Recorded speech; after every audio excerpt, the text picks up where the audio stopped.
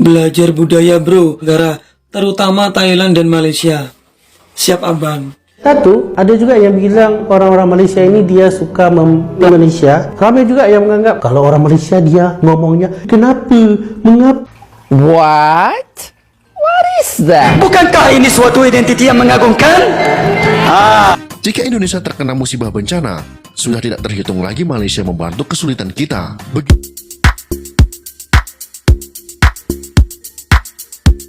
Oh hai, oh halo, hai teman-teman, apa kabar kalian hari ini? Jumpa lagi bersama Sari. Semoga kalian senantiasa sehat, dipermudahkan segala urusannya, dan yang pastinya selalu berpikiran positif. Nah, menurut komenan-komenan yang Sari baca di setiap video Sari lihat orang-orang Malaysia bila berkomentar itu lebih tahu sejarah ya. Bila berkomentar pun bukan asal-asal tulis saja, mereka lebih mengetahui daripada netizen yang lain ya. Malaysia ini tak cepat menerima suatu berita. Mereka itu akan menyelidik dulu sebelum mereka percaya suatu berita itu ya. Tak ada mereka di sini itu percaya dengan berita-berita hoax ya. Ini adalah salah satu contohnya. Dia padahal katanya seniman, tapi seniman pun patutnya tahulah sejarah ya kan. Tapi dia pun macam tak tahu Sari lihat. Nah, oke teman-teman, jom kita lihat dulu macam mana yang dikatakannya. Nanti juga Sari akan reaksikan. Ini ada 5 kesalahpahaman orang Indonesia terhadap Malaysia yang selama ini mereka berpikiran macam itu. Belajar budaya bro, wayang kulit bukan cuma ada di Indonesia, tapi hampir di seluruh Asia Tenggara, terutama Thailand dan Malaysia. Siap abang. Jadi gini abang, yang namanya wayang kulit, apakah itu bahasa Thailand? Apakah itu bahasa Malaysia? Wayang kulit, setahu saya wayang kulit itu berasal dari Indonesia. Bahasanya aja udah Indonesia bang. Apakah wayang kulit berasal dari Thailand? Apakah wayang kulit berasal dari Malaysia? Coba abang jelaskan, dari mana sejarahnya? Sebetulnya abang berpihak ke siapa? Bahasa aja udah Indonesia, wayang kulit. Wayang kulit. Inilah salah satunya yang tak tahu sejarah mungkin ya. Bahasa Indonesia berasal daripada mana? Bahasa Melayu. Kan? Betul tak? Sari akui kebanyakan juga masih orang-orang itu tak mau mempelajari tentang sejarah, dan banyak juga kesalahpahaman terhadap Malaysia selama ini yang diberita-beritakan di media sosial, pada media-media ataupun TV-TV nasional yang sudah besar yang menyiarkannya, pasal rendang, wayang kulit. Banyak kan yang Sari lihat orang-orang Malaysia di sini lebih mengetahui sejarah ya. Kenapa Sari cakap macam itu? Kalau mereka berkomentar selalu disertakan dengan bukti, bukan hanya asal-asal komen saja. Ini ada satu lagi video, ini tentang 5 kesalahpahaman orang Indonesia terhadap Malaysia. Nah, ini ya akibat selalu mendengar berita-berita hoax, berita-berita yang tak betul ya, ginilah masuk pemikirannya. Sebenarnya saya pernah bersekolah di Indonesia selama 10 tahun. Dari sekolah dasar, SD, kemudian saya sampai ke SMP, baru saya pindah ke Malaysia. Jadi di sini saya melihat ada, bukan semua saya bilang, orang-orang Indonesia dia melihat Malaysia ini sesuatu yang sebenarnya salah. Contohnya seperti mereka ada menganggap bahwa orang-orang Malaysia ini adalah orang-orang Melayu, dan orang-orang etnis Cina dan India itu adalah pendatang. Dan waktu itu kita pernah, waktu juara Piala AFF 2010, kita punya coach adalah K. Rajagopal. Jadi mereka menganggap K. Rajagopal itu adalah import dari India. Sebenarnya bukan. K. Rajagopal sendiri pun lahir di Malaysia. Orang-orang yang berketurunan Cina dan India itu telah datang ke Malaysia jauh pada abad ke-18 atau abad ke-17 lagi. Bahkan sebelum penjajah Inggris datang ke Malaysia, orang-orang Cina ni datang melalui perdagangan seperti dengan Sultanan Melaka atau orang-orang India sewaktu penyebaran ajaran agama Islam, dan kemudian mereka berasimilasi dengan kultur orang-orang Melayu yang ada di Semenanjung ini. Nah, di sini lagi katanya orang India itu dia tak tahu ada India di Malaysia. Ah, dia pikir mungkin hanya Melayu saja. Gian yang salah faham macam itu. Tidakkah kalian tahu? Di sana pun kita ada India, ada Cina, karena disebut di sana Tionghoa ya. Sama di Malaysia ini pun macam itu juga, teman-teman. Dan kemudiannya ramai juga yang menganggap Malaysia adalah di semenanjung tanah Melayu, dan yang di Sabah Sarawak di utara Kalimantan itu adalah kawasan bukan Malaysia punya. Jadi siapa Ada yang punya? seperti kaget kalau saya bilang saya pergi ke Sarawak dan mereka tanya, Sarawak di mana? Saya bilang di utara Kalimantan. Toh sejak kapan Malaysia ada di Kalimantan? Borneo. Sebenarnya di Pulau Kalimantan itu ada Malaysia, iaitu negara bahagian Sabah Sarawak, dan juga negara Brunei. Dan lagi satu, ada juga yang bilang orang-orang Malaysia ini dia suka memplagiat adat istiadat atau makanan atau budaya orang-orang dari Indonesia. Seperti yang tadi saya sudah ceritakan, ramai orang keturunan dari Cina, India datang jauh sebelum Malaysia merdeka. Begitu juga dengan orang-orang di kepulauan yang sekarang ini menjadi negara Indonesia, iaitu di Kepulauan Nusantara ini. Mereka saling bermigrasi, berpindah ke sana ke sini, seperti orang-orang dari Bugis, orang-orang dari Jawa, dari Banjar, dari Minang ke semenanjung tanah Melayu. Dan di sanalah kultur asimilasi ini terjadi. Mereka mengembangkan apa yang mereka ada di jiwa mereka itu di tanah Melayu ini, sehinggalah Malaysia merdeka dan kemudian menjadi salah satu budaya dan adat istiadat di Malaysia juga. Orang-orang Indonesia ramai juga yang menganggap kalau orang Malaysia dia ngomongnya kenapa, mengapa, macam mana. Bukan. Itu dah kayak kartun Upin Ipin atau Boboiboy. Bukan. Itu adalah bahasa Melayu di semenanjung, terutamanya di bahagian Johor atau Selangor. Johor. Jadi kalau contoh pergi ke utara di Penang atau pergi ke Kelantan, cara bicara mereka itu tak sama. Belum lagi kalau pergi ke Sabah Sarawak. Sabah Sarawak itu pun cara bicaranya hampir ada logat yang sama dengan Indonesia, tapi ada bedanya sedikit. Dan yang paling salah pengertian itu adalah ramai orang Indonesia yang bilang Malaysia ini merdeka secara giveaway. Sebenarnya kalau dilihat daripada sejarah Malaysia, jauh sebelum merdeka 1957 banyak peperangan yang berlaku di antara penduduk pribumi, penduduk tempatan dengan Inggris.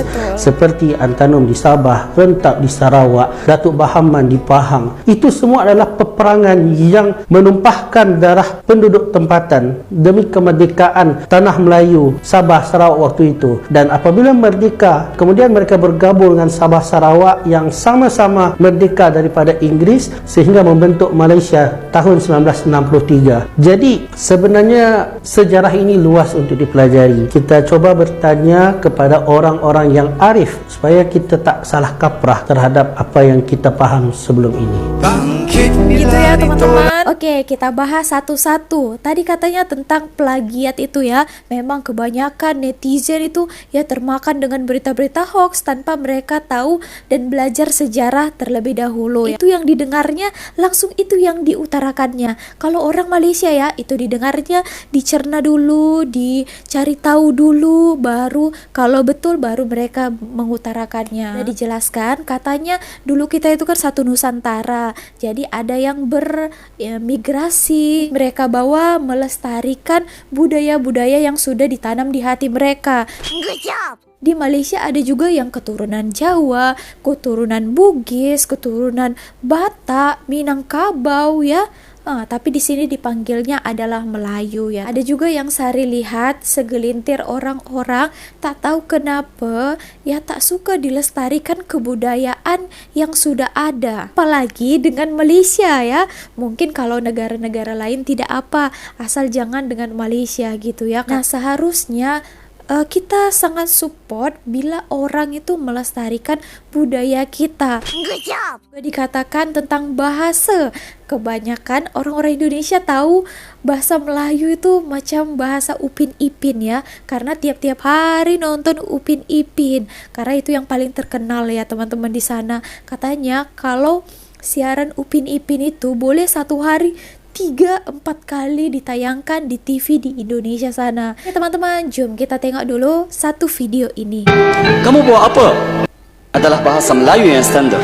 Namun, jika di Kedah, bunyinya hampo apa? Jika di Kelantan, muak apa? Jika di Terengganu,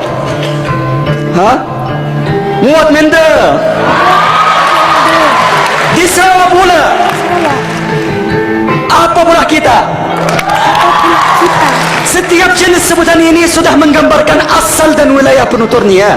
Bukankah ini suatu identiti yang mengagumkan? Sebab itulah bahasa jiwa bangsa. Tapi di setiap negeri di Malaysia ini juga mempunyai logatnya masing-masing, dan bukan semua macam benda. Jadi benda, kalian datang ke Malaysia, kunjungi setiap negeri di Malaysia ini, ya memang berbeda ya. Satu lagi yang last sekali katanya tentang Malaysia negara giveaway, katanya gitu. What? What is that? Can you explain? Pemberian Inggris. Selalu dicakap apalah ini kalau macam kalah debat, kalah komenan dengan orang Malaysia, senjata netizen yang lalu mengatakan, alah negara giveaway. Mungkin giveaway pun dia tak tahu apa artinya ya kan, nggak bisa bahasa Inggris. Kalau Sari ceritakan, ada juga yang komplain, sok tahu sejarah katanya gitu ya. Oke, kita lihatkan satu video ini. Nah, kita akan belajar teman-teman. Ini untuk yang selalu berkomentar macam itu, tengok video ini.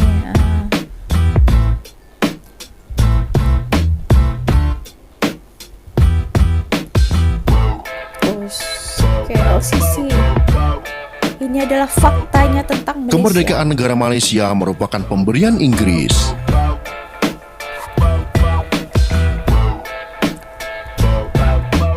Berbagai cara ditempuh oleh sebuah bangsa untuk memperoleh kemerdekaannya. Ada yang menggunakan cara melawan dengan senjata. Ada pula yang berjuang dengan cara diplomasi tanpa pertumpahan darah. Kita sendiri sebagai bangsa Indonesia memperoleh kemerdekaannya dengan berjuang fisik, perjuangan dengan mengangkat senjata. Berbagai kisah heroik dan drama perjuangan muncul dalam merebut kemerdekaan itu. Pengalaman bangsa kita memperoleh kemerdekaan sangat jauh berbeda dengan pengalaman Malaysia dalam memperoleh kemerdekaannya dari penjajah. Dalam kaitan yang demikianlah, pegawai jalanan ingin menceritakan sekelumit sejarah tentang proses kemerdekaan negara tetangga kita tersebut. Karena beberapa saudara sebangsa kita sering mencibir bahwa Malaysia memperoleh kemerdekaan dengan cara diberikan atau giveaway dari Inggris.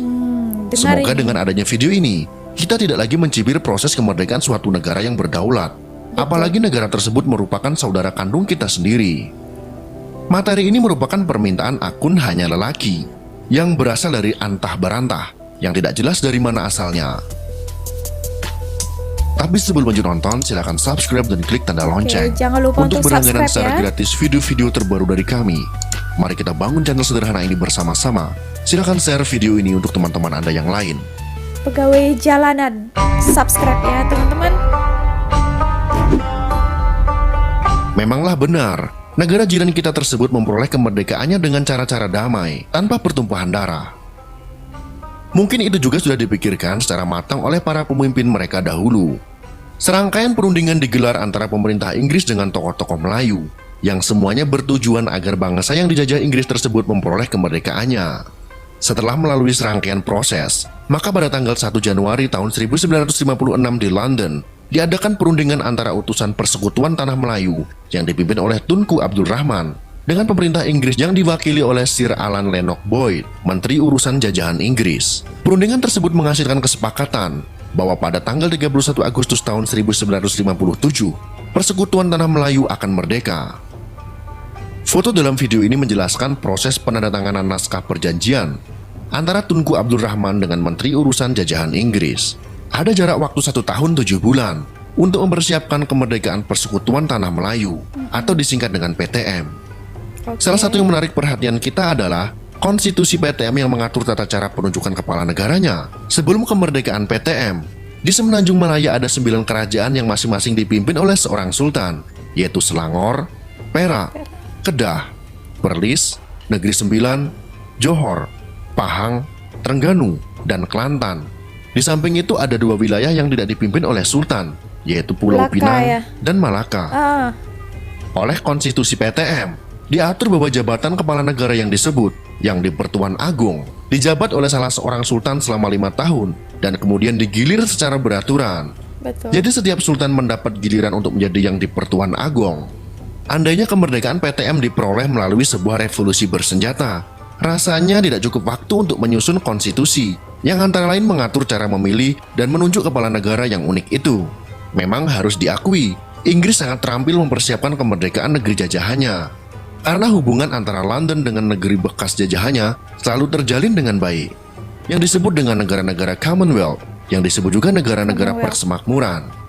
Karena peralihan kekuasaan yang damai itulah, maka jejak Inggris sangat terlihat pada semua negeri yang pernah dijajahnya, termasuk di negeri jiran kita ini.